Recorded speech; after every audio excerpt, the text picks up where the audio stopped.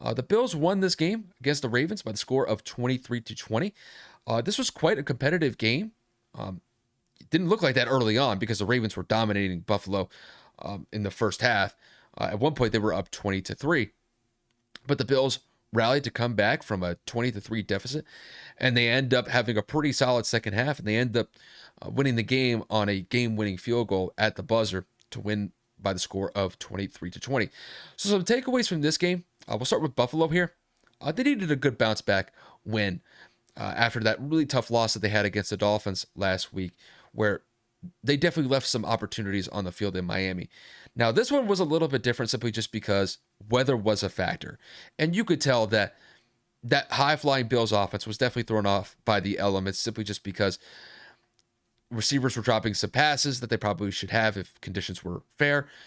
You could tell that the defense was kind of playing on their heels a little bit just because, when you're dealing with somebody like Lamar Jackson, J.K. Dobbins, and the receivers that they have at their disposal, footing is going to be difficult to maintain throughout the game. So you could tell that Bills defense was probably playing a little bit more safe than usual just because of the elements at play and, not trying to slip on the turf. But after they gave up that pretty bad first half performance, allowing the Ravens to go up 20-3, that Bills defense shut down Lamar Jackson and that offense, shut them out the entire second half. And it gave that Bills offense opportunities to move down the field, put points on the board, and get them back into the game. And when you have somebody like Josh Allen at the quarterback spot, there's very few guys I'd rather have in that position than him. And so far, he's been able to prove why he's one of the best players that the Bills have. And it's not just in the passing game, but it's in the running game. And there were multiple times throughout this game where Josh Allen was able to extend drives simply just off of running out of the pocket and being able to pick up crucial first downs or just crucial yards to keep a drive alive. And, granted, this wasn't Josh Allen's best passing performance, and why would it? Because of the rain that was falling in Baltimore. But this was one of those wins. It was a gritty, tough, earned win. And, when the offense needed a drive to essentially get this game into hand for them, Josh Allen and the rest of that offense were able to put things together to be able to mount a game-winning drive and leave Baltimore at a 3-1 record. And it really just shows the adversity that they faced. Being down 20-3 on the road, you could just pack it in, but they didn't do that. They stuck with it. They just kept putting one foot in front of another, and they were able to put some plays together, and it led to the result that we saw in Baltimore. Now let's get to the Ravens here. The Ravens are in a tricky situation when it comes to how their team plays in the second half. This is the second time where they've given up a 3-possession lead. Granted, this one was a little bit different than giving up a 35-14 lead against the Dolphins a couple weeks ago. But when you're up 20-3, you got to be able to find ways to keep points going on the board. And this is the second time where this Ravens offense has largely struggled in a part of the second half. In this game particularly, it was the entire second half. You could credit the Bills defense for being able to hold Lamar Jackson to a relatively pedestrian performance in the second half. But if the Ravens aren't able to keep offensive consistency going in the second half, kind of similar to what I brought up with Tampa and the issues that they've had on their offense, you could kind of apply them here just because, a lot of pressure is put on Lamar's back just because when it comes to the wideouts that they have at their disposal, I wouldn't say they're necessarily cream of the crop here.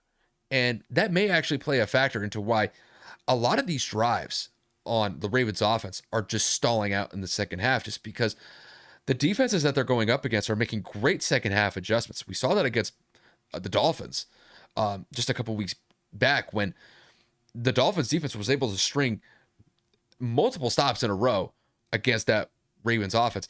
And the same thing happened in this game against the Bills. The Bills were able to string along multiple or several drives in the second half that kept the Ravens off the board. Now, there's one point that I have to bring up with this Ravens offense, and this has nothing to do with the personnel on the field. This has to do with coaching. It's 20-20. You have a couple minutes left in the game, and you're inside the 5-yard line. If you don't convert on third down, go for the field goal. At least get the points on the board. And this isn't really an issue when it comes to kicking in the rain because you have Justin Tucker, and Justin Tucker ended up knocking some pretty big field goals earlier in the game when it was raining quite significantly.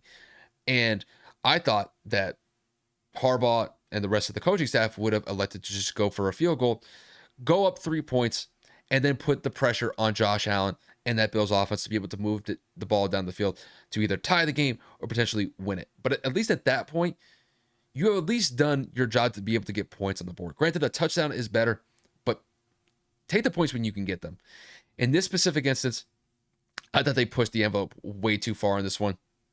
I understand that they were on the 2 or 3 yard line, but get the field goal there, get the points, and give your defense a chance to be able to make a stand and potentially win you the game.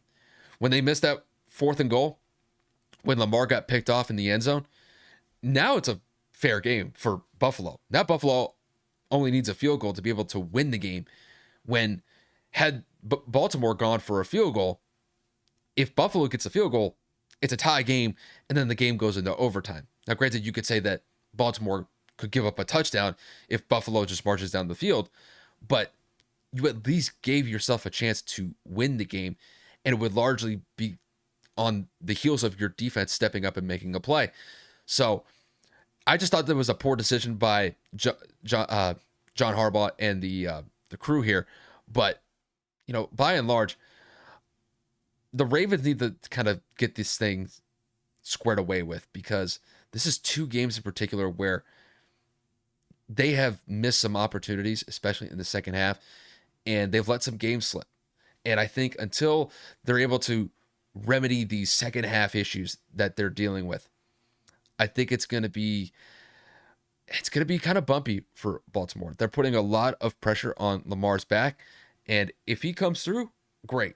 But when I look at the Ravens right now, this is a team that should probably be at least 3-1 and potentially 4-0, just based off of how they were playing against the Dolphins and how they were playing against the Bills at certain points in the game. The fact that they let both of those games slip and they ended up giving the W's away, or they ended up just losing the game, that's something that they're going to have to fix moving on forward. Granted, it's only October. We're only through 4 weeks of the year. But you could definitely tell there's definitely some holes when it comes to the Ravens as a unit. But I still believe that the Ravens are going to be a solid team moving forward. So I don't think all hope is lost when it comes to Baltimore. But they're one of those teams that should probably be in a better position than where they're at right now. 2-2 is a little bit of a disappointment, though, the way that I see it.